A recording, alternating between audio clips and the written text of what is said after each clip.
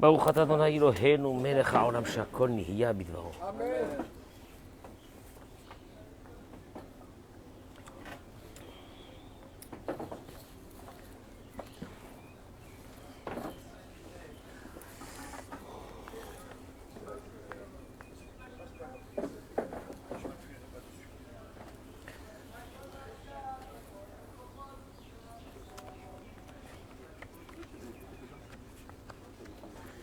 Je vais introduire d'abord Boker Tov pour la Refoua Shelema de Pour la réfoua Shelema, Joël Tihila Batodet, Liz Noémie Bajuli Frecha, Monique Esther Batodet, Jocelyne Batoraïda. et la femme de Dylan. Et bon rétablissement pour la femme de Dylan, la femme de TV, qu'ils ont accouché, David Ben Rosa, Michali, Chayachana Batsara, Myriam Batzava, Shelly Esther Batsipora, Joël Bat Maïcha, Rivka Bat Mesauda, Gérard Chouchan, Myriam Bataziza, Emmanuel Batrana, Bracha Ve'atzlacha Boker Tov ce matin, cette belle journée à Dora Geoula. On est là.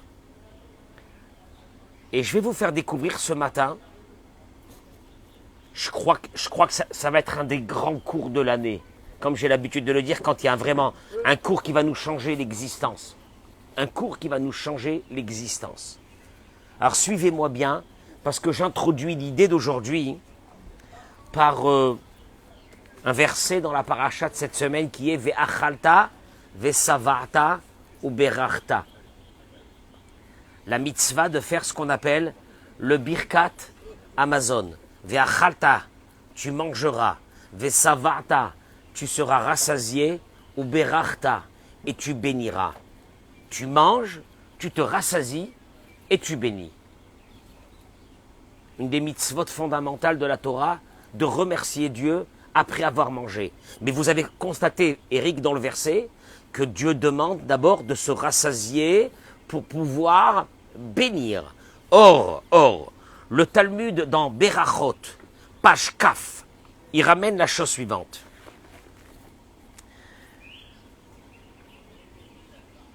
Amrou malachi asharet lifnei hakadosh baruch hu.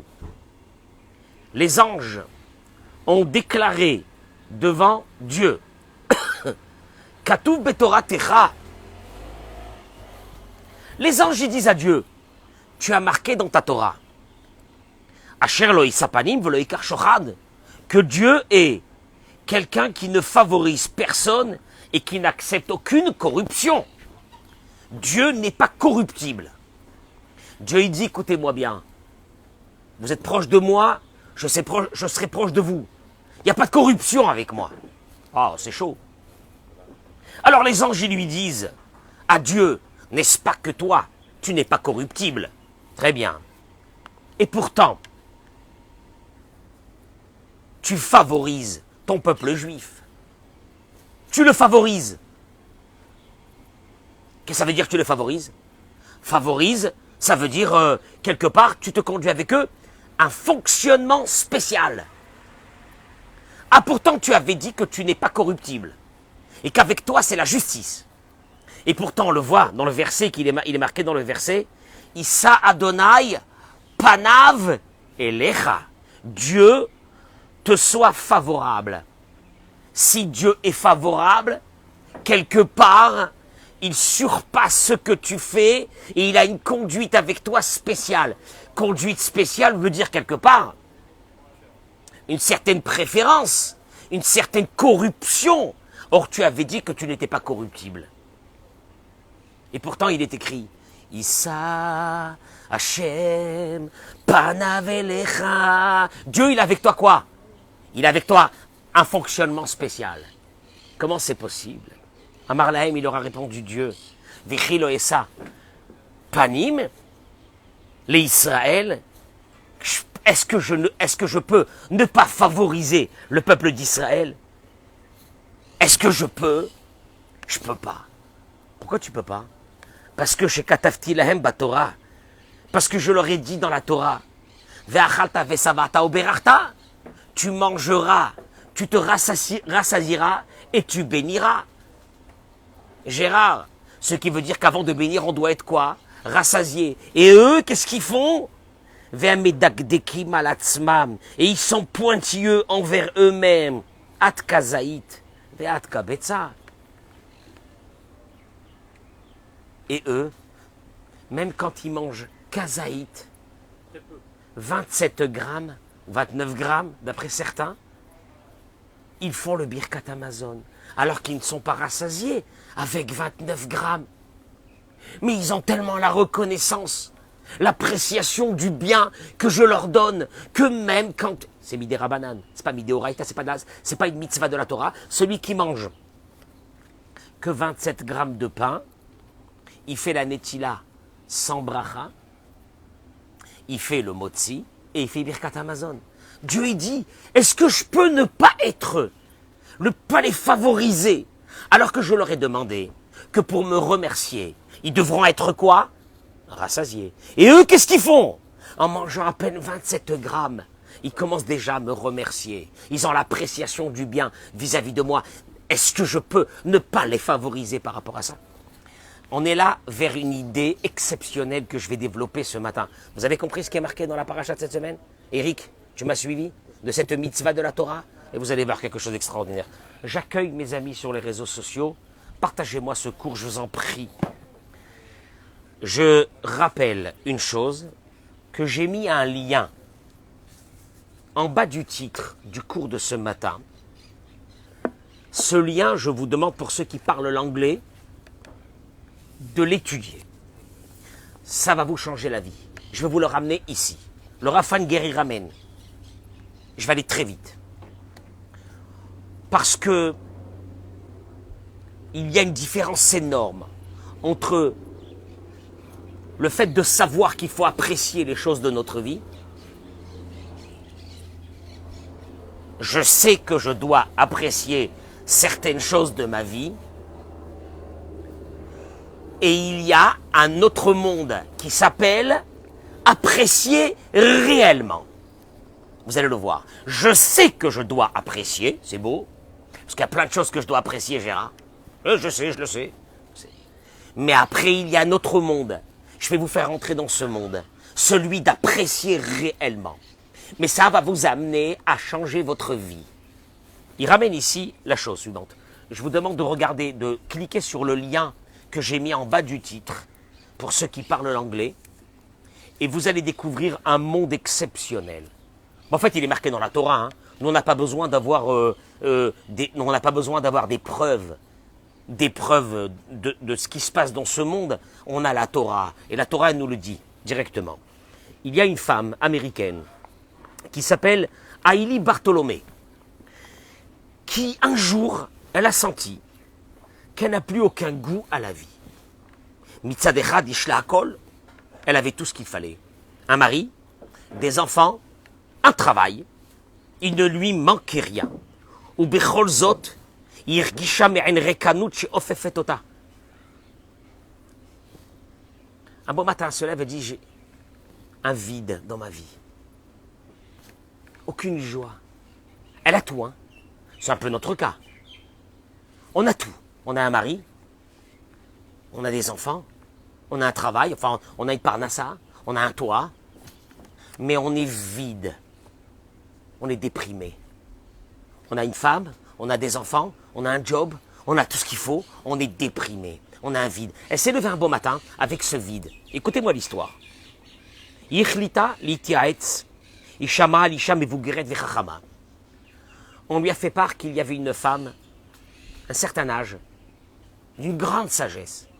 Et quelqu'un lui a dit, va la voir. Va la voir. Et elle est partie chez elle pour lui demander conseil. Ce vide-là, qui aujourd'hui fait des désastres dans notre vie. On a tout et on n'est pas bien. C'est vrai ou non, Eric? C'est la maladie du siècle. On a tout et a rien. Cette femme lui a répondu, écoutez-moi bien, Elle lui a dit, Asiba she'enach meusheret tmuna bekach, she'at lo mekira betov shesviver. La raison pour laquelle tu n'es pas heureuse se trouve dans le fait que tu ne vis pas le bien. Je dis bien le mot, tu ne vis pas le bien qui t'entoure. Je répète, on sait qu'on a du bien autour de nous, mais on ne vit pas ce bien. Zenachon, il dit le Rav, il est évident que chacun parmi nous, mais Vin Sichlit, il le sait, de façon intellectuelle, chez Tzarich, Léodot Alay, qu'il faut remercier, qu'il faut apprécier, qu'on ait des enfants, qu'on ait... Oui ou non, Richard? Qu'on a une maison, qu'on a tout ce qu'il faut. On le sait intellectuellement, on le sait. Ach lotamido margish zot. Mais malheureusement, nous ne vivons pas cette appréciation. Je répète, nous savons que nous avons des choses qui sont appréciables, mais nous ne vivons pas. Je le répète, nous ne vivons pas intensément cette appréciation. Et il va l'expliquer. Elle lui a dit, cette femme, prends 10 minutes chaque jour. C'est énorme. Et vers le soir, et revis ta journée depuis le début. Tu es parti au travail, tu es retourné à la maison, les enfants, la famille. Ve'az bitki. Et là, essaye de trouver quoi?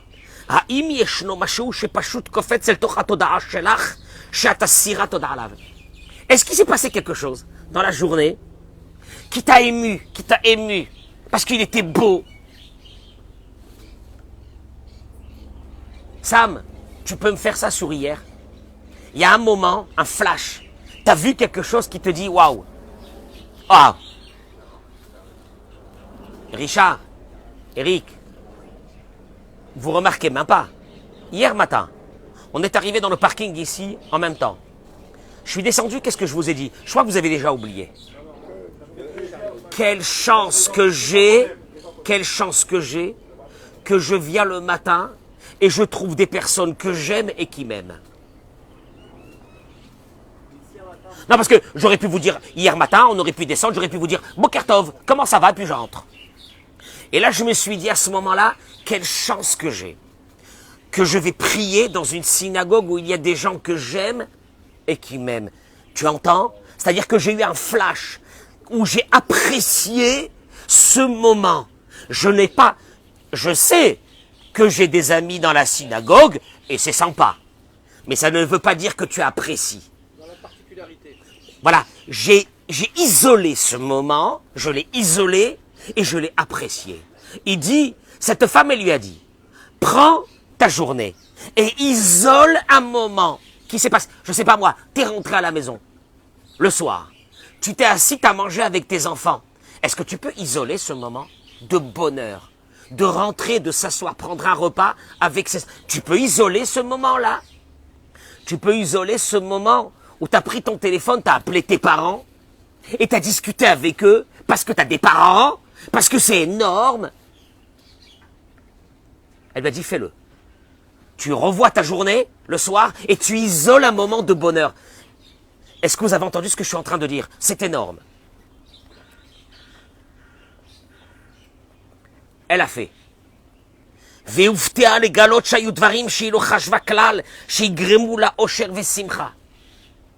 Elle a été surprise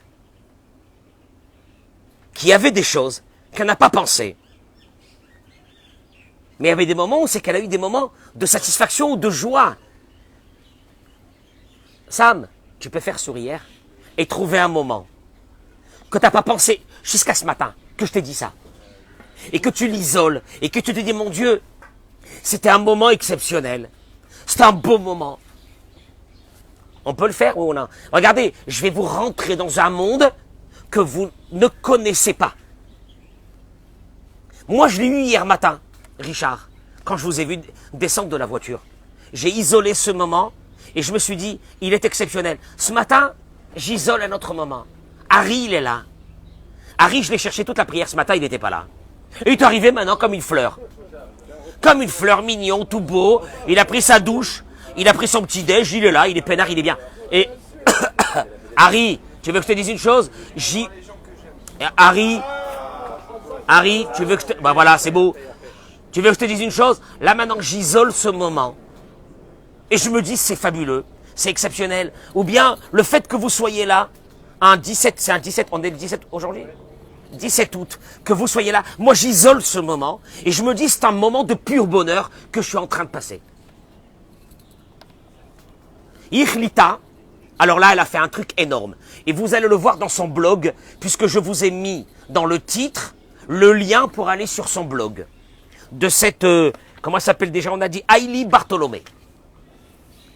Elle a décidé de rajouter quelque chose dans ce concept que cette vieille dame sage lui avait appris.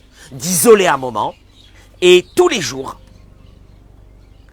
elle a pris un appareil photo et elle a décidé chaque jour de prendre une seule photo. Elle observe la journée. D'un seul coup, il y a un moment. Et écoute, il y a un moment. Je sais pas moi.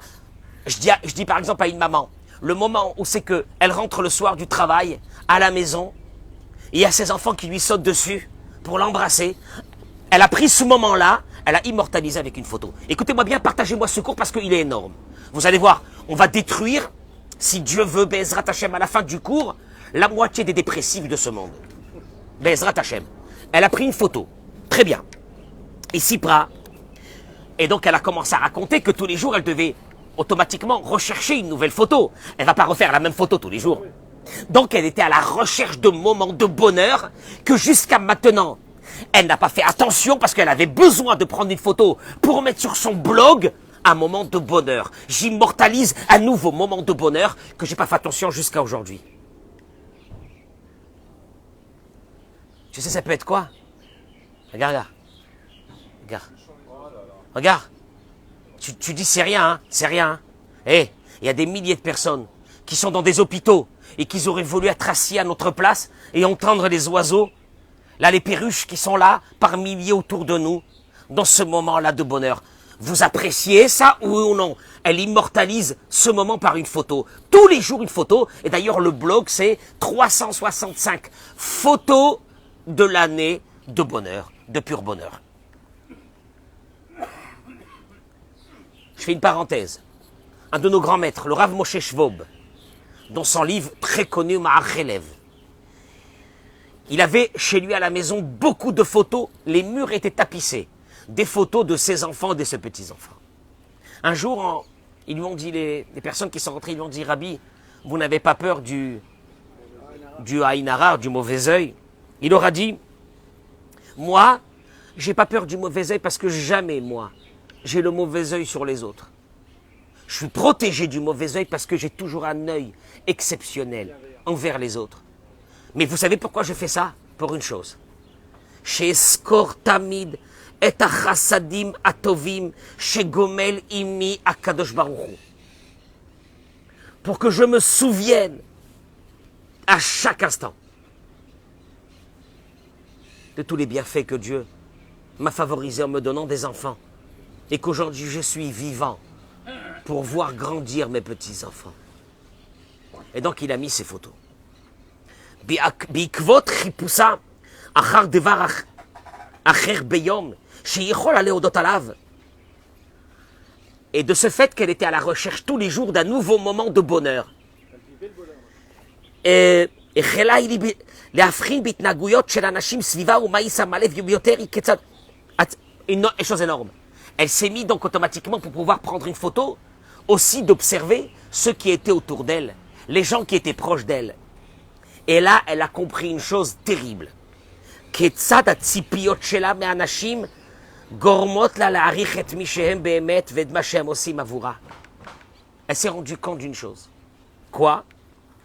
Là, elle explique. כל אחד מאיתנו, chacun parmi nous est entouré de personnes. אך פעמים אנו מרגישים תסכול ואכזבה, mais souvent, on a un manque. On a une déception vis-à-vis des gens qui sont autour de nous. Un mari vis-à-vis de sa femme, une femme vis-à-vis de son mari. Ou là, il y a filoukaas, elle dit. Des fois même, on a à l'intérieur de nous une certaine colère vis-à-vis de notre partenaire. Ou de nos enfants.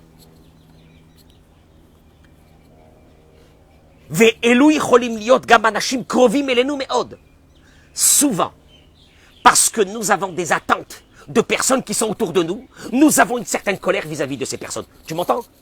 Tu es là, tu vis avec quelqu'un, mais au fait, tu es en colère un peu sur l'autre. Tu es déçu de l'autre. Tu vis avec lui, mais tu es déçu de l'autre. Elle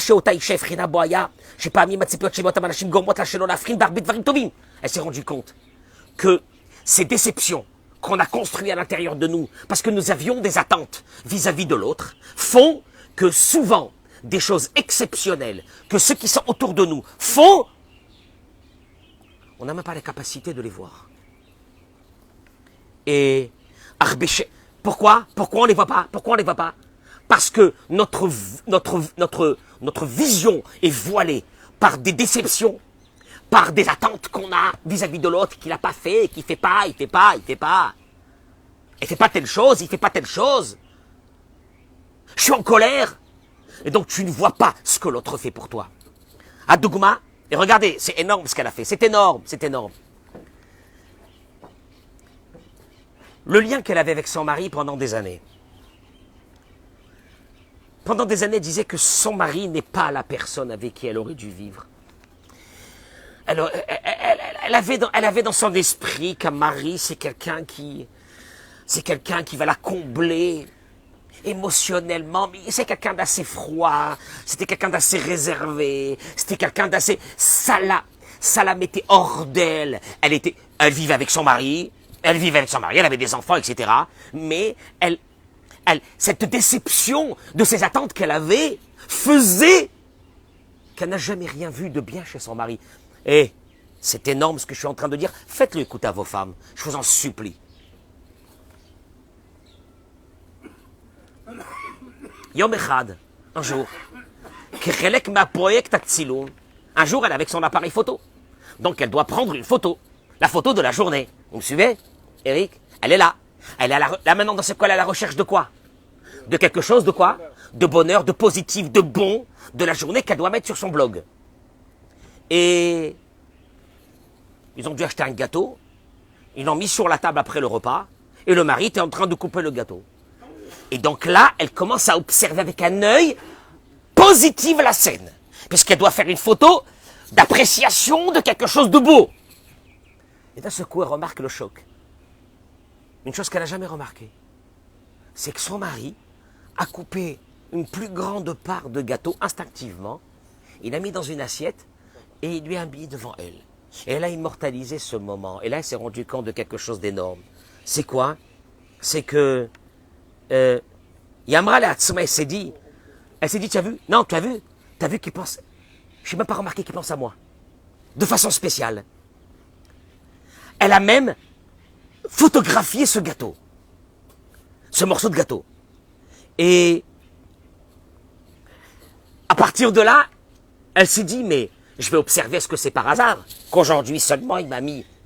Et là, elle a remarqué qu'en fait, chaque fois que son mari coupait le gâteau, il lui mettait la plus belle part. Elle avait jamais... C'est énorme, mais c'est énorme. Elle avait jamais remarqué ça. Il a fallu qu'elle ait cette volonté de voir quelque chose de positif chez l'autre pour pouvoir prendre une photo que là, elle a remarqué une chose qu'en fin de compte, son mari pensait à elle et que son mari, à travers peut-être ce morceau de gâteau, transmettait ce sentiment qu'elle était importante, alors qu'elle n'avait jamais ressenti aucun signe de la part de son mari. Quand ils ont posé la question au mari, parce que cette femme est devenue quand même assez célèbre à travers son blog, comment il vit aujourd'hui, il a dit que il vient d'avoir, après des années de mariage, le sentiment qu'il est assez bien pour elle.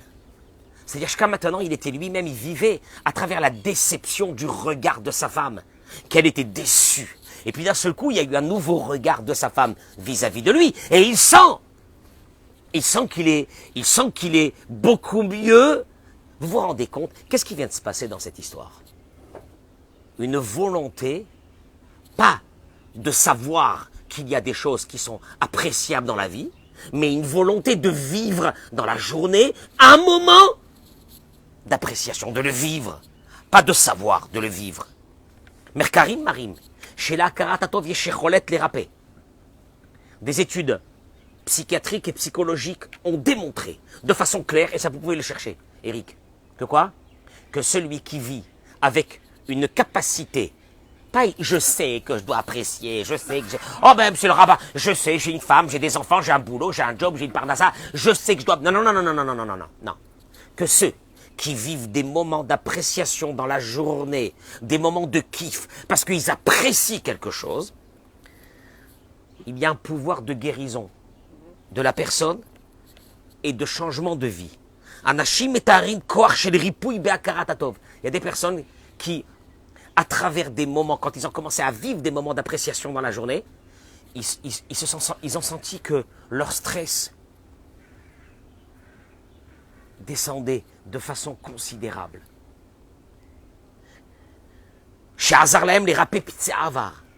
Et pour beaucoup de personnes, au moment où ils ont commencé à apprécier des moments dans la journée, les blessures du passé ont commencé à se guérir. Mais je suis en train de vous dire un truc qui est fou. Pose-toi une vraie question. Est-ce que tu vis une appréciation dans la journée de quelque chose qui t'arrive? Eric, qu'est-ce que tu penses de ce que je suis en train de dire? Il faut être conscient simplement de ça. Et si on a conscient, on a tout gagné. Mais une fois dans... Écoute-moi bien, écoute-moi bien. Dans la journée, il y a des... Il y a des milliers de fois. Mais cette femme, il a fallu que cette femme ait la volonté, parce qu'elle voulait faire ce blog et en même temps faire un travail sur elle-même. Elle est arrivée à elle est arrivée à vivre un moment appréciable dans la journée. Pas savoir qu'il y a des moments appréciables. On le sait tous qu'il y a des moments appréciables dans la journée. Non, de vivre un moment d'appréciation. Et là, il dit une chose, Kemoken. Il dit, Shinui Marshava. Bon, c'est énorme, ça. Gorem acharav shinui istaklut. Shinui istaklut, gorem les shinui be'argasha. Ve shinui be'argasha, gorem les shinui be'itnahagut. Je vous le traduis ou je vous le laisse comme ça? Je vous le traduis. Un changement de pensée déclenche un changement de vision. Et je rentre à la maison, je commence à regarder un truc qui va me faire kiffer. Je cherche. Il y a bien un truc il y a bien un truc qui est énorme. Au moment où tu le trouves, ce moment-là, il va te changer ta vision, qui à son tour elle-même va déclencher un changement de ressenti. Je répète, changement de pensée égale changement de vision.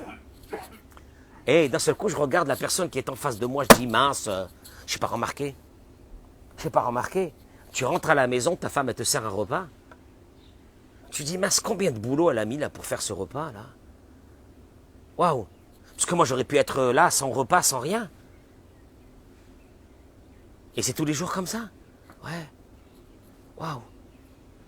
Tu rentres à la maison, tes enfants, ils te sautent, ils t'embrassent. Tu dis, maman, tiens, tu immortalises ce moment. Tu dis, waouh, combien de personnes qui n'ont pas ce bisou là?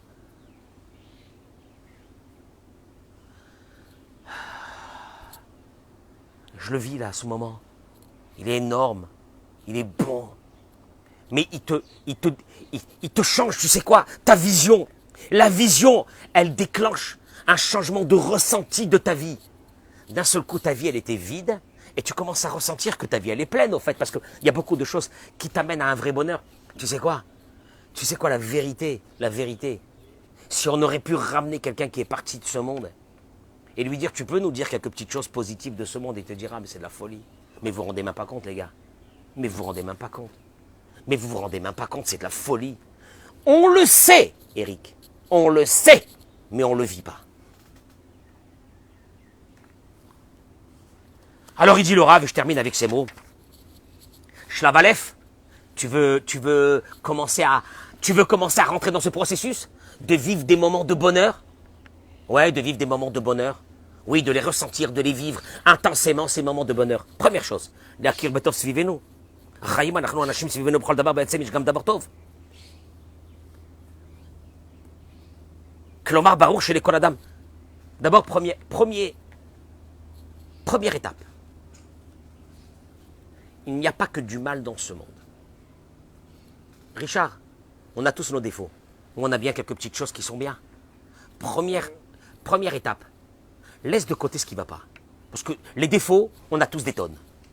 commence à regarder l'autre dans ses côtés positifs. Et moi, je peux regarder les gens ici et développer leur côté négatif, ce qui ne va pas chez eux. Mais ça ne m'intéresse pas. Tu sais ce qui m'intéresse? Les côtés positifs qu'ils ont, je les kiffe. Donc déjà, tu commences à apprécier. Tu commences à apprécier l'autre dans ses côtés positifs. Il n'y a pas. Tu as un enfant, tu as un truc, tu as un ado, tu as ce que tu veux, tu as une femme, tu as un mari. Il y a bien des choses positives de leur vie. Commence à regarder ces choses positives.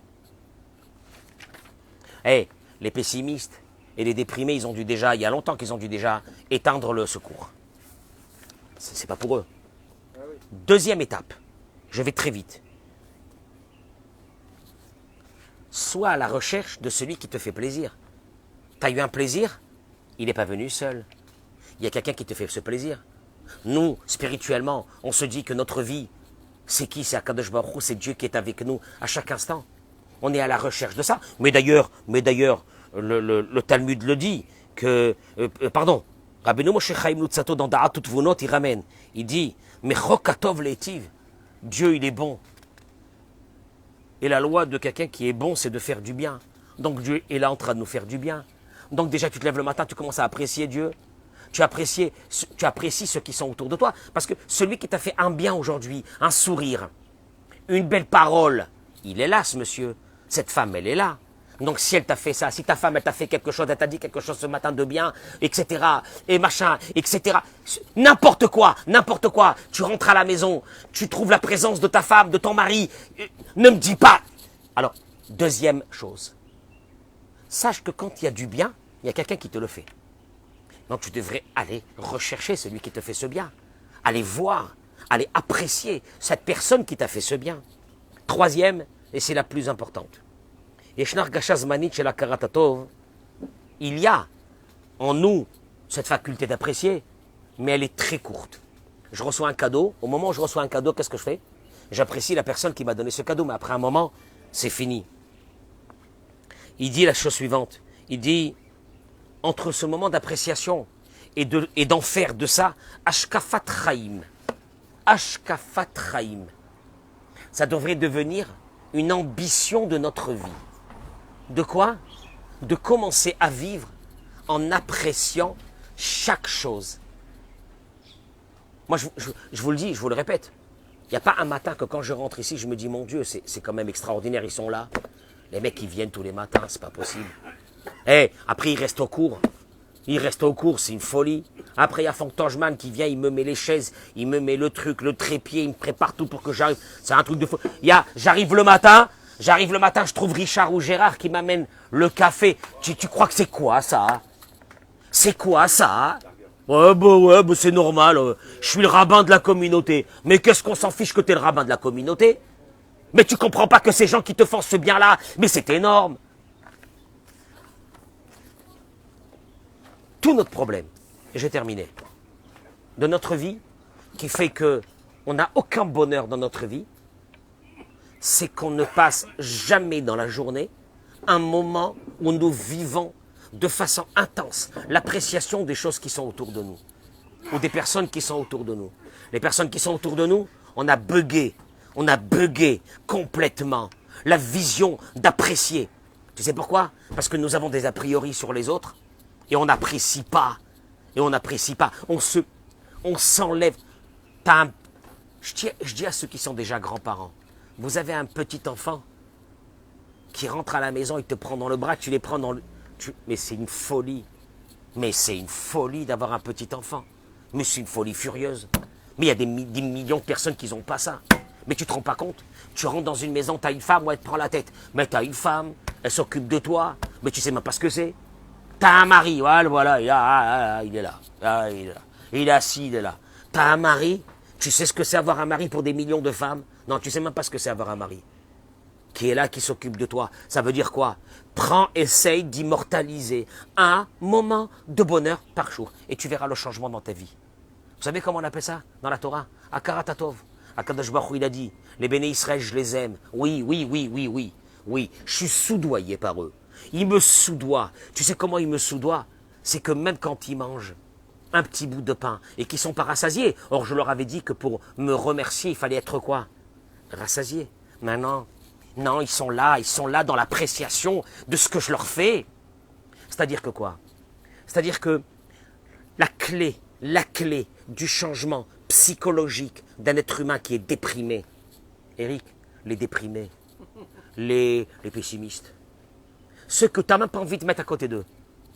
Tu te mets à côté d'eux, tu as la poisse. Tu sens que, qu'est-ce qu'il a? Il porte tous les malheurs du monde. L'euro qui est descendu, le prix du pétrole, le prix du machin, du blé, du coton, les mecs qui sont là, de la... comment on appelle cette monnaie-là de la crypto, ils sont là, et tu les vois, ils éructent ça va pas ce monde. Ils te comprennent même pas que toi tu peux être heureux, que tu as un visage souriant, mais comment il peut sourire ce mec? Tu sais pourquoi il sourit? Parce que lui il a au moins une chose, c'est que dans la journée, un moment, il vit l'appréciation. Pas il sait qu'il faut apprécier. Il sait que c'est beau parce qu'il sait qu'il a des enfants, il sait qu'il a une famille, il sait qu'il a une parnassa. Non, pas il sait. Pas il sait. Il le vit, ce moment-là. C'est la clé du bonheur. Allez voir ce blog-là pour ceux et celles qui parlent l'anglais et qui peuvent étudier. Mais c'est un concept qui est marqué dans la Torah. La Torah te le dit elle-même. Tu vas arriver à la joie qui est le fondamental de ta vie. Parce que tu vis sans joie. Personne ne veut rester à côté de toi. 2, ça te bloque ton mazal. Ça te bloque ton mazal. 3, tu fais flipper les autres. Quand tu te vois avec ta gueule comme ça, tu fais flipper les gens. Tu leur fais peur. Tu leur fais peur. Ça fait peur de voir un type comme ça. Il est là, il est comme ça. Il est comme ça. Qu'est-ce qu'il a? Jamais une joie. Parce que pour lui, être joyeux, c'est que ses rêves, mais tes rêves ne seront de toute façon jamais comblés dans ta vie. Par contre, une chose, si tu pourrais vivre un moment de réalité de ce monde, parce que tu vas laisser les rêves de côté, qui eux, les rêves t'amènent que de la désolation, puisque les rêves veut dire quoi? Des choses que tu n'as pas encore et qui te mettent dans un marasme le plus total, et va commencer à observer un moment de bonheur de ta journée. Harry, ça n'existe pas qu'il n'y ait pas un moment de bonheur dans la journée. Immortalise-le, et tu vas voir ce qui va se passer. Et dis-toi, waouh. Waouh, je sais pas moi, tu t'assois même dans un café avec un copain. Et tu t'assois là, tu es là où tu vas à la plage là. Aïe. Ouais. Non, c'est avec les enfants. Maman, tu as des enfants. Et tu vois tes enfants devant toi, tu dis mon Dieu, que c'est beau, mais que c'est beau. Tu rentres à la maison un vendredi soir, tu as un repas de Shabbat. Mais dis-toi, c'est une folie. Mais c'est une folie. Et vis ce moment. Vous savez, ces moments-là que nous vivons de façon intense de bonheur, parce que un petit moment, c'est un flash. Elle, cette dame-là, elle faisait une photo par jour, une photo. Et d'un seul coup, elle a commencé à observer des choses qu'elle n'a pas observées. On trotte que son mari. Tu vois, d'un seul coup, tu es à la recherche. Tu es à la recherche d'un moment d'appréciation. Ah ben, si tu es à la recherche d'un moment d'appréciation, ma parole d'honneur, tu vas le trouver. Très bonne technique. Et tu vas le trouver. Et son blog à elle est 365 photos de bonheur. Ah bah oui, il y en a. Mais elle a dit que sa vie a changé. Et d'un seul coup, elle a commencé à regarder les autres d'autre façon, puisque elle s'est habituée à voir les bonnes choses que les autres aussi lui apportent. Que jusqu'à maintenant, tout était flouté par des... Je suis déçu de l'autre, et je suis déçu de ça, et je suis déçu de ça. Donc à partir de ce moment, tu ne regardes même pas ce qui est bien et ce qui est bon devant toi. Malheureusement, je termine pas ça, mais malheureusement, combien de fois dans notre vie, on n'a pas apprécié des personnes qui étaient là, puis quand ils sont partis, on avait envie de mourir parce que c'est pas possible. Donc tu vois bien qu'il y a des moments de bonheur, mais que tu n'apprécies pas. Il y a des parents, on a des parents, pour ceux qui ont des parents. Et qu'est-ce que vous faites de votre vie? Appelez-les tous les jours, parlez-leur, allez les voir, appréciez ces moments de bonheur avec une maman, avec un papa, ça vaut des milliards, mais vous avez une vie de chien. Appréciez ces moments. Vous rentrez à la maison, vous avez une femme, mais c'est exceptionnel. J'en peux plus. Commence à voir. Essaye, tu sais quoi? Habitue-toi. Je vais trouver un moment de bonheur avec cette femme. Ah, tu vas voir comment ta vie va changer. Je le dis aux femmes aussi. Un moment de bonheur avec vos maris. Qu'est-ce qu'il va faire aujourd'hui? Regarde, il y a bien une chose. Et tu vas voir. Et là, d'un seul coup, quand tu commences à vivre intensément des moments de bonheur par l'appréciation que tu as, ta vie commence à se remplir. Tu sais pourquoi elle était vide? Parce qu'au fait, tu étais imperméable à tous ces moments de bonheur. Tu t'es privé de tous ces moments de bonheur. Tu le savais qu'il y a des moments de bonheur. Tu le savais qu'il faut être heureux, mais tu ne l'as jamais vécu. Et comme tu ne l'as jamais vécu, tu es un mort-vivant. Parce qu'un être humain a besoin de se nourrir par des moments de bonheur dans la journée. Vous m'avez compris? Regardez-le une deuxième fois, une troisième fois, parce qu'il faut du temps pour bien faire rentrer à l'intérieur et assimiler ce que je viens de dire. Et moi, je viens d'apprécier ce moment exceptionnel que j'ai passé avec vous ce matin, en vous souhaitant une journée de folie. Amen, Kenny Ratson.